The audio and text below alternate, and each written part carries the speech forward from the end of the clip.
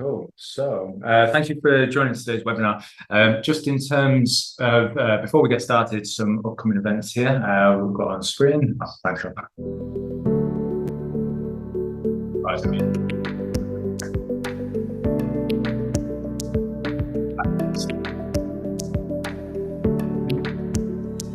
We'll come back to those later on. Right, brilliant. So welcome everyone to the webinar. This webinar is dedicated to troubleshooting workflows. So today we'll be showing you the key areas to look into if you're unsure of why a workflow hasn't sent. And we'll also be showing you how to read and understand workflow errors so that you can resolve these. So as usual, this session is being recorded, so it will be available in our on-demand webpage later. If anyone needs to drop out early or you would like to share this with any of your colleagues who can't make it today, that'll be the place to go and get that. So I'll pass over to Sean now to take us through today's agenda. Thank you very much, Jamie. In terms of what we're going to be covering today, there are only 2 agenda items, but we're going to talk about them at great length, to be honest. So yeah, we'll spend most of today's webinar on the troubleshooting steps to take if your workflow hasn't sent. And then we're going to show you how to read and understand workflow errors. That's a bit like that Jackie Weaver video. Read them and understand them. Yes. Finally, we'll wrap up at the end with a Q&A. So please submit any questions you have as we go, and we'll do our best to answer all of those then. So as usual, we'll start off with some introductions from us. So nice to meet you. I'm Jamie. I'm one of the Access Finance implementation managers. And I'm Sean. I'm one of the customer support advisors at Access Planet. So on the support desk, workflows are something that we frequently get asked for guidance for. Sometimes there's a brand new workflow, it hasn't sent any emails yet. Sometimes there's just one delegate that hasn't received their email, but all of the others have. In some cases, a person has received an email that wasn't even expected to go out to them. So yeah, nearly all of these are due to a setup issue. And this could mean anything from the rules that are in place on your workflow, that a delegate has been deleted and re-added to the course with the workflow sent, or maybe the action date for the workflow has already passed by the time that the delegate has been added to the course. However, if you're quite new to workflows, you might not know where to start when you're checking these things. So we've created essentially a checklist that Jamie will take you through now, and this will help you with the process. Cool. So thanks, Sean. Yeah. So we've put together a checklist / flowchart to easily run through the setup of a workflow to understand why an email might not have sent. So with this, there are 4 areas for us to look at. So number 1 is first we check the workflow instance. So Sean's going to be covering this in a lot more detail a bit later on, but I'll give you a quick overview of this. If that doesn't answer our question, then we'll check out our workflow to make sure that it's turned on and various things like that. If that doesn't answer our question, then we'll move on to checking the workflow action. So in here is where we're checking for things like has the right recipient been selected and the right date sent. And then finally, we'll check the workflow rules as well. So starting with the workflow instance, for anyone unfamiliar, a workflow instance is generated when an item in your platform meets the creation rules for a workflow. So it essentially, that email essentially sits there and waits until it is time to be triggered. So what we're looking for is, has an instance been generated, first of all? If an instance has been generated, has it been actioned yet, or is it still waiting to send at a later point? If it has been actioned, has it failed or has it been successful? So what we're going to do, or what we're going to look at here is, there we go.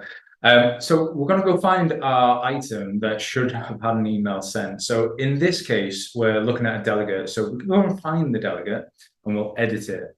What we're going to do is for that delegate, we'll open up the workflow instances.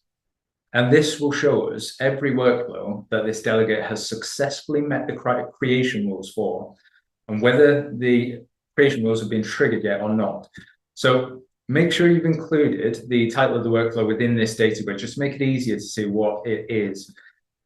Then what we can do is have a look at the actions for whichever workflow you expected to send.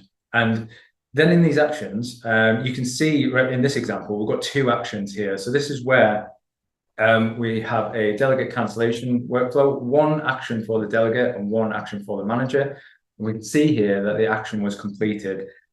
Now in this next one, we can see that the reminder email has not been actioned yet. It's sitting there with the status of active. So finally, we can see with the join instructions email has failed, and we can see this error message here. So to figure out what the problem is, I'll pause on that because Sean's going to be touring us through how to interpret these error messages and dissect those a little bit later on. But using this information, we can learn if a workflow has actually sent, or if it hasn't sent and it's due to send later on, or if it hasn't sent due to an error. Cool. So if that didn't answer our question for why a workflow hasn't sent, we'll move on to checking the workflow details. And there really is only two things to check here. So it might seem silly, but is the workflow turned on? We have come across plenty of examples where the workflow had never been turned on, or alternatively, the workflow had been turned off by an admin at a later point. The second thing is the workflow's module a match to the item that we're expecting? So going on to that, we've got an example. Here is our classroom booking confirmation. So we can see that this is active up here. Active, which is great. So this means that the workflow will be triggering when the creation rules are met. So that's good. And what we can see is that it's using the class delegate module. This means that the workflow will only be triggered for delegates who are on classroom courses. So if we're expecting this to trigger for webinar delegates or e-learning delegates or classroom placeholders, for example, this isn't going to work because the workflow module is set to exclusively look at classroom delegates. If we want it to send for webinar delegates, for example, then a solve for that is to set up a new workflow using the web delegate module. But if both of those settings are right, the status is active and the module is correct, then we're expecting it to, we can move on to the next phase of our investigation. So this is workflow actions. Workflow actions are where you define what should happen when your workflow rules have been met. So most workflows have one action, but occasionally workflows have multiple actions. So for example, if you want to send multiple reminder emails at different intervals, 1 week after another, let's say, you would have an action per reminder. So when we're checking our workflow actions, what we're looking at is to see who is the recipient. Next, we're having a look at when the action should be sent. And then finally, whether there are anything limiting to send before the action date. So let's dig into those a little bit more on screen here. So this is the workflow action for our confirmation of classroom booking workflow. So you can see here that the workflow is due to send 5 minutes after the current date time. This means that 5 minutes after the workflow rules are met, this email should send. If our delegate was booked over 5 minutes ago, say 10 minutes ago, the email should have sent. If our delegate was only booked on 2 minutes ago, we know we have to wait a few more minutes for that to trigger. So we can also see that the action is not limited to only send on the action date. And what this means is if the email still hasn't sent after 5 minutes, it will not be blocked from sending. So that isn't a reason why our workflow wouldn't have sent. And then finally, we need to check the recipient. So currently, this workflow doesn't have a to address selected. So this will stop the email from sending out because there isn't anybody listed to send it to. However, if a to address has been selected, you would also check this setting to make sure that the right to address was selected. So for example, if the delegate's account has been included and the delegate themselves excluded, this would mean that their employer would get this email, but the delegate would actually not get this email themselves. So to recap, we'd be checking the action date here, the send on action date only, and also the to address there. If everything in our workflow looks good, then the action date is valid for our item and the right recipient is selected, sorry. Our final area to check is the workflow rules, and there's only really one thing to check here. So how have we applied limitations to this workflow so that it only applies to some items? And then we can compare that to the item we expected to receive that email to make sure they've met all the rules. So in this example, we have the workflow rules for the confirmation of classroom booking. And within here, you'll find the settings page. As we know from earlier, this is a class delegate workflow. So the rules in place here, the workflow instances will be generated for every delegate attending a classroom-based course where they have their status changed to booked and they are not on a session. Reviewing these delegates, they may all meet the rules for the workflow, except for Lanny in this case, as you can see, is cancelled up at the top there. Everybody else has the status of booked, and also they are not on a session. So everybody else here should have had this email so far, unless the workflow was created after these delegates were given that booked status. It should have triggered for all of them. So in our example with Lanny, there we have our answer. They didn't receive this workflow because they didn't meet the rules, because they didn't have that status of booked there. So as a quick recap before I hand over to Sean, to troubleshoot your workflows, there are 4 steps. So first of all, check the workflow instance. Has there been any instance created? If there is, has it been triggered yet? And if it has been triggered, was it successful? If that doesn't answer our question, we'll then check our workflow to make sure that it's turned on and it is using the same module as our item as well. If that then doesn't answer our question, we'll do a quick check on the workflow action to check who the recipient is, when the action date is, and make sure those rules are met as well. And then finally, we'll check the workflow rules just to make sure one last time that our item matches the required rules and has met that criteria there. Thank you, Jamie. Much. So yeah, workflow errors are commonly misinterpreted as something gone wrong. And even the word error is a bit misleading in that sense. So workflow errors are actually just the reasons why a workflow instance didn't generate.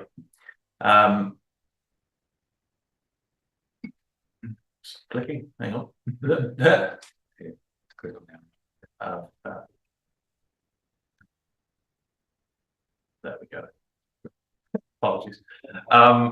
So yeah, as it says here, workflow errors are generated when a workflow instance fails, and there's always a reason for the failure, and usually the failures are a good thing. For example, if you have a workflow that is set up to send to booked delegates only, a delegate that is given the status of provisional will have a workflow error because the status is provisional rather than booked. So more often than not, workflow errors are intentional, but they can be quite hard to read, which I'm sure many of you have found. So yeah, let's look at this example here. First of all, where can you find these errors that will tell you why an email didn't send? So we're going to go to the delegates data grid. We're going to search for a delegate, and we're going to use Lanny, cancelled Lanny, as Jamie did earlier, and we're going to edit the delegate. We're going to open workflow instances from the management menu, and we're going to find the relevant workflow instance. So you can see that there's the title of the workflow each time. That sort of helps. So we can edit that and open up the instance. See here, we've got those 2 completed examples. That means they've sent, nothing's wrong with those. For this example here, it's still in the status of active. It's still waiting to send, waiting for that action date. But in this example here, we can see that it is failed, and we have this lovely, useful error message here. So now we've got visibility of the error message. How do we read it? This is, of course, not written in the most user-friendly way. But what I'm going to do is walk you through how to read these errors. Or if you use a little AI tool, it's a bit of a cheaty way to read them. So the majority of workflow errors, as we say, are caused because the rules of your workflow haven't been met. So at the top of these errors, there's a statement that tells you this. And here we see that the trigger object did not satisfy execution rule. And then it lists the workflow's rules below. And this workflow needs the delegate to be booked, and it needs the delegate to be booked onto a session. Now, the part below then assesses this delegate against each of those rules.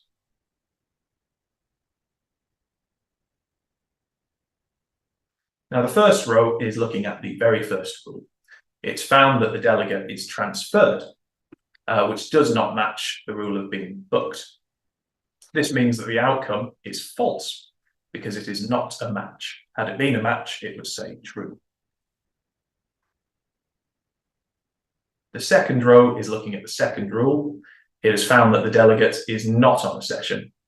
So we evaluate this against the rule because the delegate is not supposed to be on a session. And the rule is that the delegate shouldn't be on a session, and they're not on a session. It's two falses, which makes it true. So false, false, true.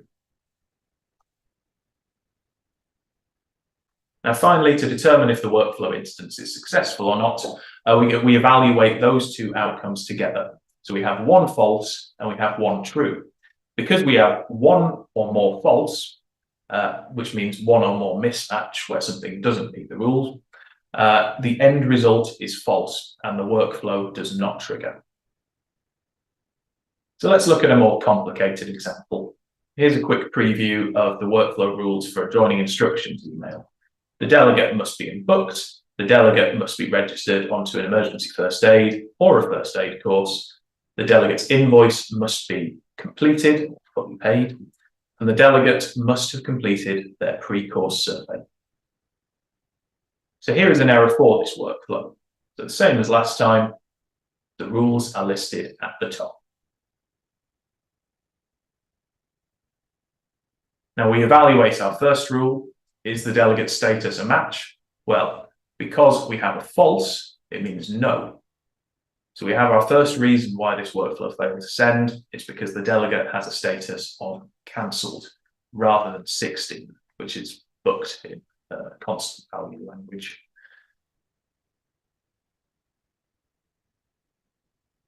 We then evaluate our second rule.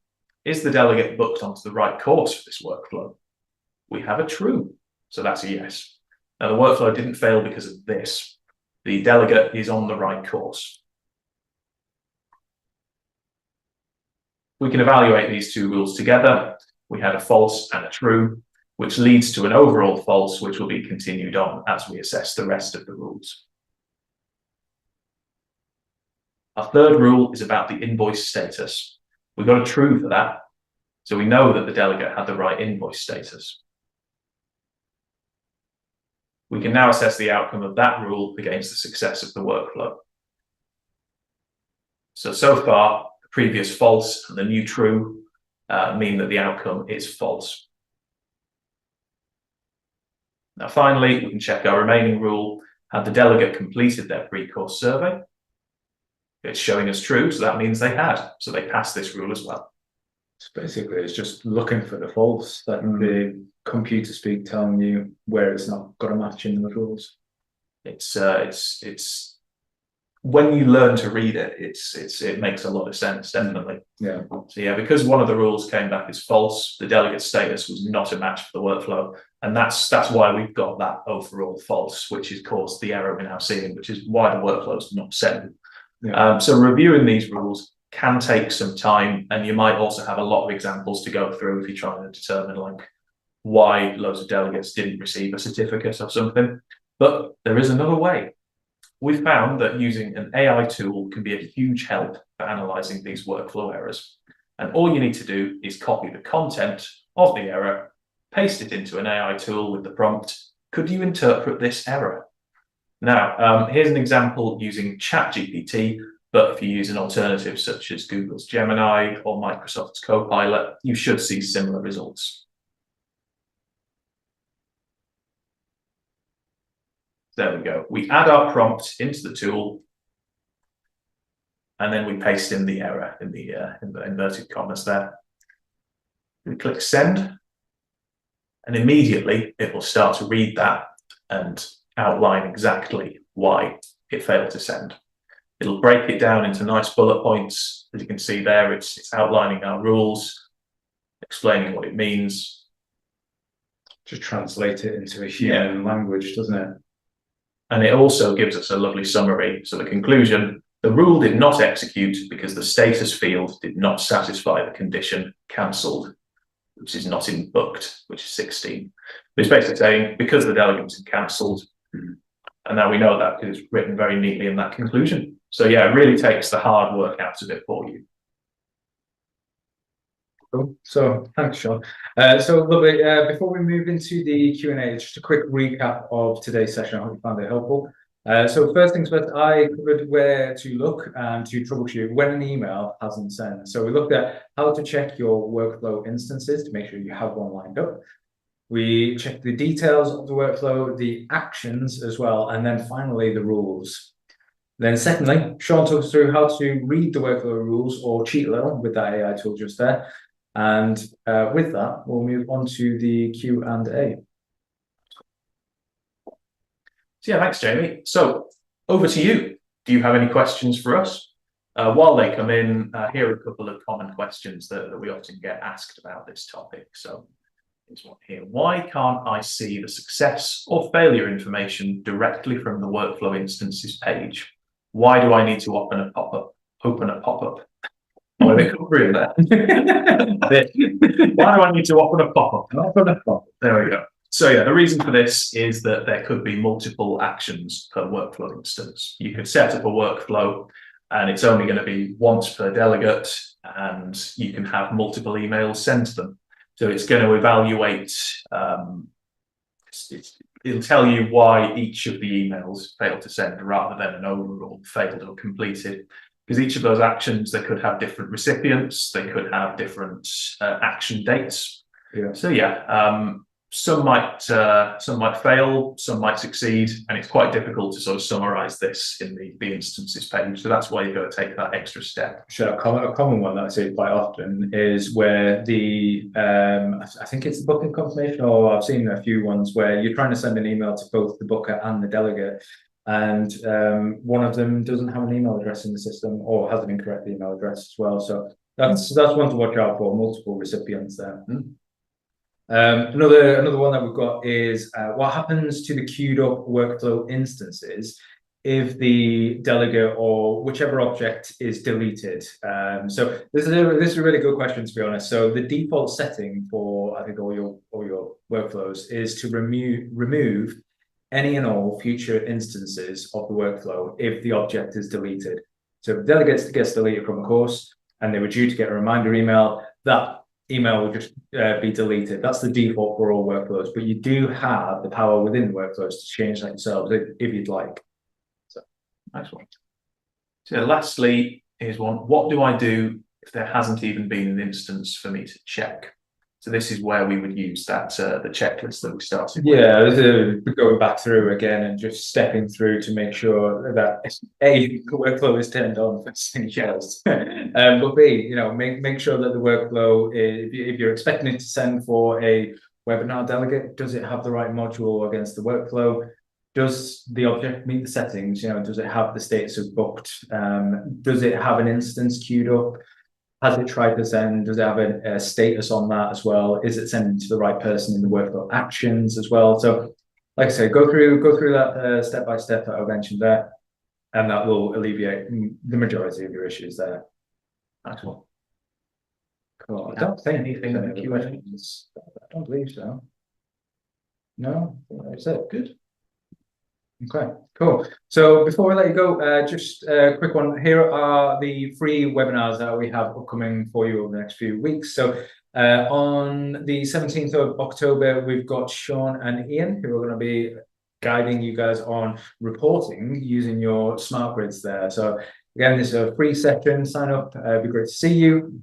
On the 29th of October as well, we've got Jenna and Hannah here who are going to be running through getting the most out of your checkout basket as well. So links on the screen there to sign up for that. You will find it on our website as well.